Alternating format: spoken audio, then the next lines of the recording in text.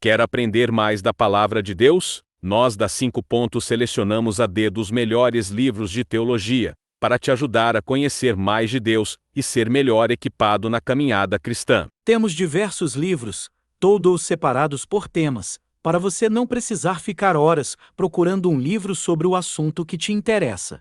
São centenas de livros, desde comentários bíblicos até fantasia cristã. Temos também Bíblias de estudo para te auxiliar no conhecimento da Palavra de Deus. Comprando pela nossa página, você ainda ajuda o canal a continuar produzindo conteúdo para você. Clica no link na descrição. Deus abençoe você e sua família. John Wesley, ele era filho de Samuel Wesley, e sua mãe se chamava Susanna Wesley. Samuel Wesley, pai de John, era reverendo, pastor anglicano, mas era também politicamente bastante engajado. E por causa de tudo isso, suas atividades paroquiais, eclesiásticas, seu pastorado e seu engajamento político, em função de suas atividades pastorais e políticas, impediam Samuel, o pai de John, de dar a devida assistência ao lar. E por causa disso, a mãe, Susanna, a mãe de Wesley, esposa de Samuel, a mãe, aos 19 anos, ela se casa com Samuel. E ela então assume a administração financeira da família e a educação dos filhos e das filhas. Deixa eu abrir um parêntese para as mães. Susanna Wesley deu à luz 19 filhos, incluindo 2 pares de gêmeos. Mas a mãe dela tinha dado à luz 25 filhos. Detalhe, mães. Diz os biógrafos que Susanna Wesley disciplinava com rigidez os filhos. E que ela mantinha horários para cada atividade deles. E ela reservava um tempo de qualidade com cada filho individualmente para orar com eles. Fecha parênteses. 19 filhos, 2 pares de gêmeos. É muita coisa, ainda que fosse hoje. Ainda na infância, com 5 anos de idade, John Wesley foi o último a ser salvo de um incêndio. 5 anos. Todos os demais conseguiram escapar da casa que pegava fogo, mas John Wesley ficou preso aos 5 anos no 2º andar da casa onde morava e que pegava fogo. E quando não havia mais esperança para os que estavam do lado de fora, de forma miraculosa, coisa de cinema, o menino aparece, ele escapa e chega lá fora literalmente parecendo um carvão, todo preto pela fumaça. A mãe olha para a cena e ela diz: Deus tem algo especial para esse menino. E começa a dedicar redobrada atenção. John Wesley, por causa disso, recebeu um apelido, Tição tirado do fogo. Hoje daria problema chamar o menino de Tição. Mas era uma referência ao sumo sacerdote Josué, em Zacarias 3, de 1 a 2. Depois você lê. O menino sai preto pela fumaça do fogo e ele escapa. E a mãe então começa a dar atenção para esse filho, miraculosamente resgatado das chamas. Com 5 anos, a Susanna começou a alfabetizar o menino. Sabe qual foi a cartilha que ela usou para alfabetizar John Wesley? O livro de Salmos. Ela alfabetizou John Wesley usando os Salmos. O garoto ficou em homeschooling, sob a tutela da mãe, até os 11 anos. Depois ele foi enviado para uma escola pública, o que era grandíssima coisa naquela época, você estudar numa escola pública inglesa. Ficou como aluno interno por 6 anos, dos 11 aos 17. E aos 17 anos, John Wesley foi para a Universidade de Oxford. 17 anos. Iniciados os estudos em Oxford, John Wesley começou a se reunir com um grupo de estudantes para meditação bíblica, para oração. E os colegas começaram a olhar para aquele grupo que se reunia para estudar a Bíblia e orar, olhando com desconfiança, começaram a pejorativamente chamar aquelas reuniões de reuniões do Clube Santo. Pejorativamente. Clube Santo, olha lá, o Clube dos Santos. Outra coisa, John Wesley não inventou o nome para o que veio a se tornar uma denominação. Foram os outros alunos de Oxford, notando que os membros deste dito Clube Santo, esse povo, esses membros tinham horário, tinham método para tudo o que faziam, e daí eles também passaram a chamar os do Clube Santo de metodistas. pejorativamente. Wesley não gostava do apelido, ele preferia dizer que eles eram, sim, os metodistas de Oxford, os alunos de Oxford que se reuniam para orar e estudar a Bíblia, mas nada além disso que pudesse sugerir o desejo de John Wesley de criar uma denominação. Ele nunca quis, assim como Lutero não teria querido.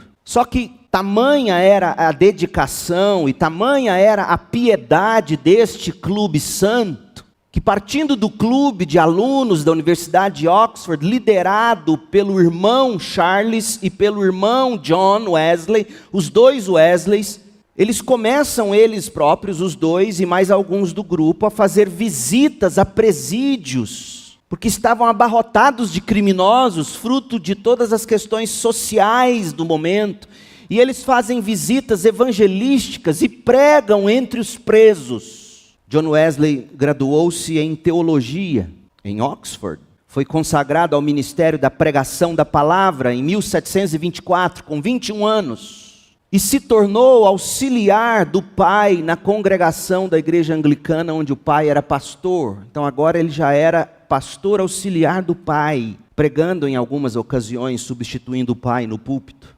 Charles, o irmão de John, foi consagrado mais tarde, em 1735, aos 34 anos. Charles se tornou o grande compositor e John se tornou o grande pregador. Em 1736, John Wesley estava com 32, 33 anos. Os Wesleys foram enviados para pregar o Evangelho de Cristo aos colonos ingleses, na região que hoje é o estado da Virgínia, nos Estados Unidos. Na viagem de navio para a América, John Wesley e o irmão dele conheceram, preste atenção, os crentes morávios. Os morávios da região da Morávia, atualmente a República Tcheca.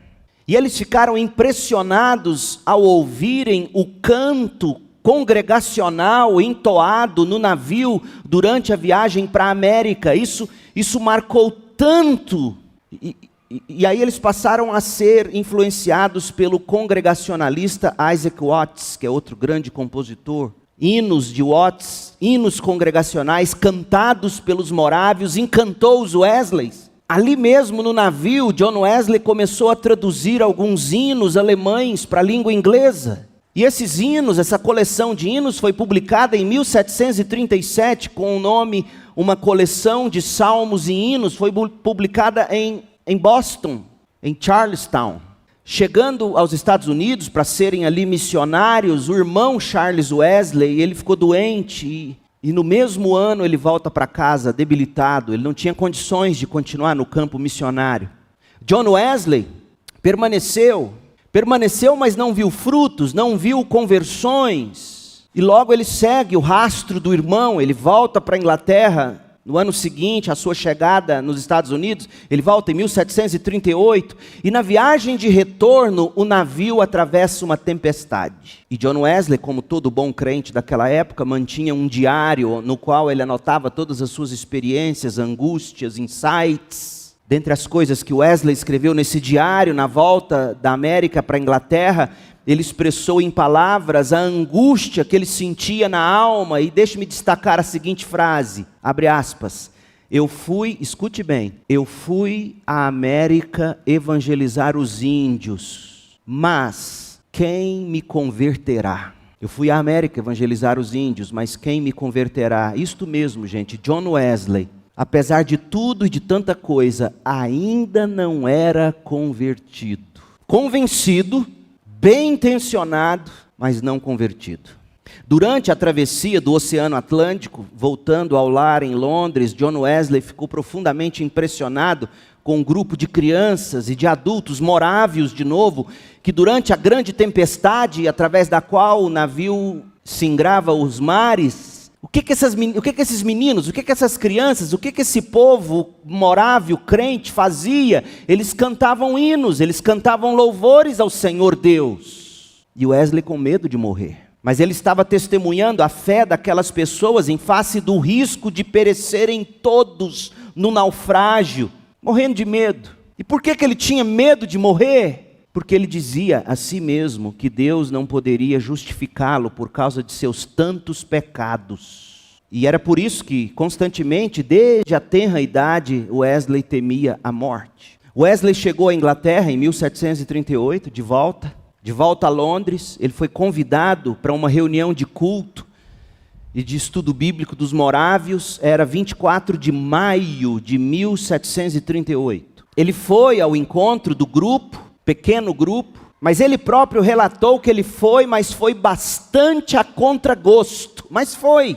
A providência de Deus, que primeiro havia encontrado Wesley na ida para os Estados Unidos para ser missionário, a providência que havia achado Wesley na forma dos morávios que cantavam hinos, a providência que na volta da América para Londres, de novo os morávios cantando hinos em meio à tempestade, a providência de Deus mais uma vez acha Wesley agora no encontro dos morávios em pequeno grupo, estudando a Bíblia e orando. Houve algo naquela reunião de pequeno grupo que transformou radicalmente a vida de Wesley. E Wesley, ele descreve o que lhe aconteceu enquanto alguém lia o que eles estavam estudando no pequeno grupo.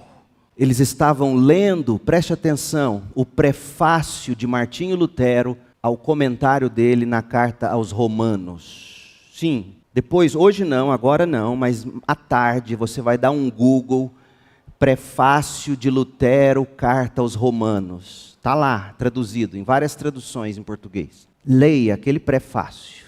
Aquele prefácio estava sendo lido como estudo bíblico de pequeno grupo, bem diferente de hoje. E eu vou narrar para você o que Wesley escreveu no diário dele. Abre aspas. Cerca das 8h15 da noite, enquanto ouvia a preleção era a leitura desse prefácio de Lutero sobre Romanos. Enquanto eu ouvia a preleção sobre a mudança que Deus opera no coração através da fé em Cristo, eu senti que meu coração ardia de maneira estranha.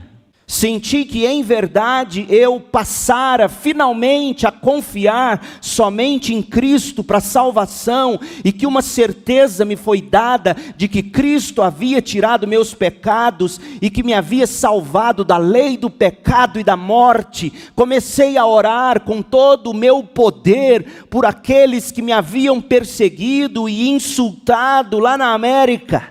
Então testifiquei diante de todos os presentes o que pela primeira vez eu sentia em meu coração, ou seja, finalmente fui salvo.